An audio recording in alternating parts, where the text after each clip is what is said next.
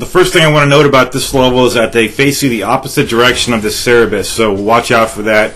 You'll probably have to make adjustments for it because you'll be doing this section a lot if you're like me, because guess what? I'm refusing to use the R1 button anymore.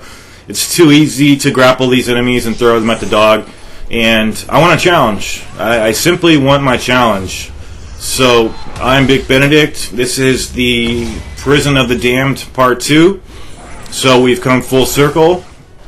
And, to me, you know what? The R1 button is dead to me at this point because it's too easy to just grab these guys. That was an evasion. That was an evasion attack. You evade, and then you hold the triangle button.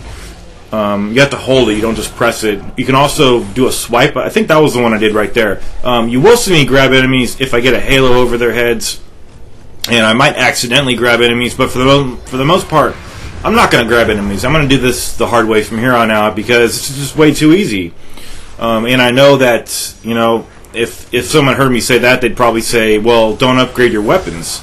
Well, I'm going to do that in time, but for now I just want this guide to be me getting stuff so that I can help as many people as I possibly can. Since this is just coming out, that's so badass. I can't tell you how cool that is. If you're ever doing that attack, make sure you're in the air when you do it. Also, there's something else that I don't like about the launching move. When you because traditionally there's two attacks you can do when you hold triangle. You either hold the triangle button for just long enough so that you don't jump up in the air, but you launch your enemy. So you stay on the ground, you launch your enemy up. That works in this game. Now, I mean, this should be stuff you guys know. I mean, but maybe some people don't know it. But there is something that they changed in this game that I don't like. Another attack is when you just hold the triangle down longer than if you were just holding it just to the point where the enemy's launching up. You just hold the triangle button down, and then you and the enemy go up in the air, as opposed to just the enemy going up in the air. What they changed, and it's not really a big deal, but I don't really like it. It works. It's fine if you just hold the triangle button down and if you make contact with the enemy, but sometimes I just like to hold the triangle button down to launch myself up into the air, but you can't unless you make contact with an enemy. So if you're just standing around somewhere and you want to launch yourself up in the air, guess what? You can't. So why do they do that kind of stuff? I'll never understand it. So got a bunch of halos over these guys' head right here, but I don't know. I think they started having you able to do that in God of War 2. I'm not really sure. I haven't played those games in a while, but I know that if no one's around, you could just launch yourself up in the air by holding triangle. So I don't know why they make it. These weird little decisions, I'm not sure why. I hope it doesn't stick, though, into the next game, because I really not like that. But look how much health I have right now. I have a little sliver of health left, and I'm just going to... That's fine. I don't care if that's how it's going to be. I even didn't even stay on this guy for too very long. I just pressed the O button to get off because I don't want to ride him and make it easy.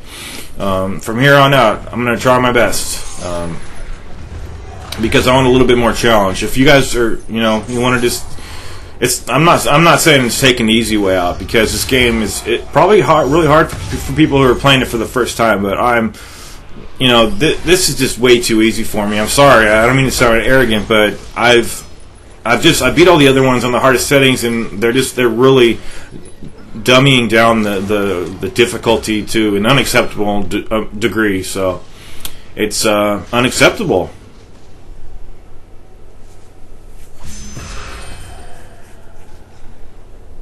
Okay, so right here we're just healing stuff, and you want to make your way across the prison. So we've been here before. This is where we started out in the beginning of the game. So we're making our way down here, and whereas there weren't chests before, now there are, plus a note.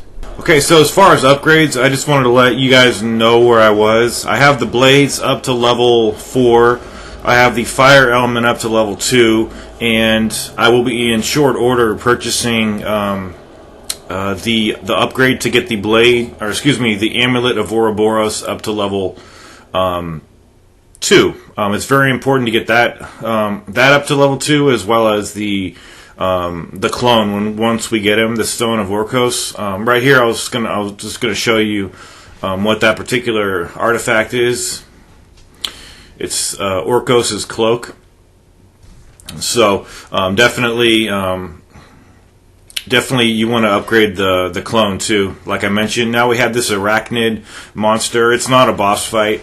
You want to stay out of the toxic area of effect right there. You see here, this is just me prioritizing smashing jars instead of fighting the enemy. It's pretty much trademark Bic. So these enemies, they have quite a few unblockable attacks, and some of them can be parried, and you'll see me parry them, so just know which ones are parryable in that regard. This enemy is not that difficult. They could have thrown like 2 or 3 of them here, of course, but they don't. So yeah, I think I get in a parry pretty soon. So anyway, about my excuse me, that's unblockable, I believe, that attack. So as far as my upgrades, my thought processes was just upgrade the blades right off the bat, and then just upgrade the fire element at your own discretion. And if you want to follow my footsteps exactly, and then just get the Amulet of Ouroboros up to level 2, and the Orcos, the Stone of Orcos, you want that up to level 2, which level 2, by the way, is the highest strength of those particular objects. And then we will be able to focus on other elements. So, if you particularly like another element, go for it. Just upgrade it. Just make sure you're committing to something with just don't buy something and then you don't want to regret stuff, because you can't take anything back in this game. So once you apply those orbs, they're permanently they're there for the permanent duration of the game. There should be enough orbs in this game so that we can completely upgrade everything, even on Titan mode, because I don't believe that I have missed a single treasure box. So you want to scale this building here, and we're going to go up, and there's going to be another battle. You get a checkpoint on top, up here. So I think it's just a bunch of more goatmen. I'm not sure if these guys are the ones with the body armor. We'll find out in short measure. So I don't really know how I killed these guys so quickly. Yeah, those guys went down really quickly, and then this guy had the red halo over him.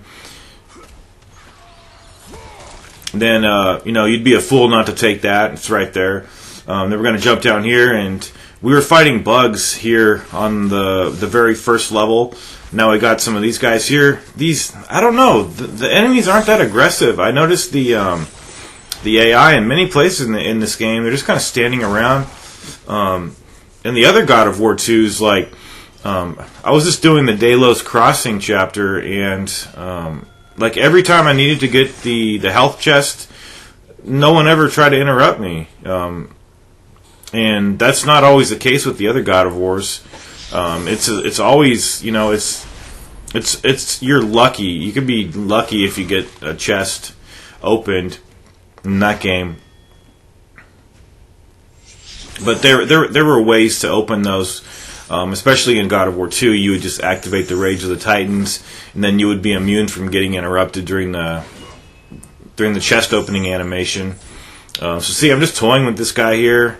The other guy didn't even want to really join the fight, and I think there may be a battle in this level after this. I think it is. No, I can't remember for certain. I know there's one pretty long battle, and it was fun too, and it will also prepare you for the Trial of Archimedes. So, if you're playing on Titan mode, you're definitely going to have to make your decisions about what you want upgraded for that trial. Hopefully, I'm pretty much going to stake my not reputation, but just. I'm almost certain that there's plenty of orbs to be gotten before the Trial of Archimedes. I mean, we won't probably be able to upgrade everything before that, but by the end of the game, you should have enough. I mean, the Trial of Archimedes is the thing right before the end of the game, so I don't know. I really don't know. Because in Titan Mode 2, they give you fewer orbs, as was exemplified in a previous video where I got really irritated that chess gave me absolutely no orbs, you know. Not just fewer orbs, but 0 orbs. So, a couple of hard jumps right there to get. That's the Titan. That's the monster that we slayed in the beginning of the game. You can see how things are coming full circle here. There's nothing to the left, so you want to go to the right.